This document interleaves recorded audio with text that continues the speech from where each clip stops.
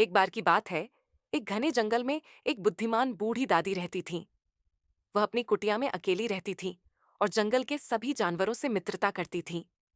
उनकी दयालुता और ज्ञान के कारण सारे जानवर उनकी बहुत इज्जत करते थे। उस जंगल में एक शेर भी रहता था, जो बहुत ही क्रूर और घमंडी था। वह जंगल के अन्य जानवरों को डराता और अक्सर शिकार करता। उसकी दहाड़ से पूरा जंगल कांप उठता था।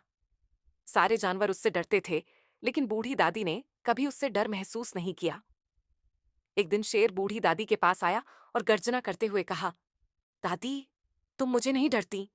क्या तुम नहीं जानती कि मैं इस जंगल का राजा हूं? बूढ़ी दादी मुस्कुराई और शांत स्वर में बोली, शेर राजा, मैं जानती हूं कि तुम इस जंगल के सबसे शक्तिशाली प्राणी हो, लेकिन असली ताकत शारीरिक शक्ति में नहीं, बल्कि धैर्य और समझदारी में होती है। अगर तुम अपने मन को नियंत्रित कर सको और दूसरों को बिना भय के जीने दोगे, तभी तुम सच्चे राजा कहलाओगे।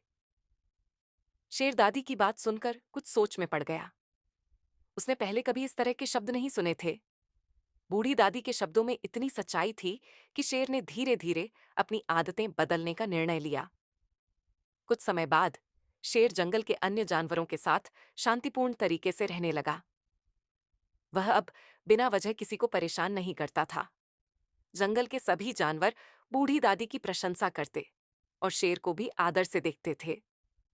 इस तरह बूढ़ी दादी की बुद्धिमानी ने एक क्रूर शेर को शांतिपूर्ण राजा बना दिया और जंगल में सभी सुख शांति से रहने लगे। इस कहानी से हमें यह सीख मिलती है कि सच्ची ताकत हमेशा दया, समझ और धैर्य में होती है।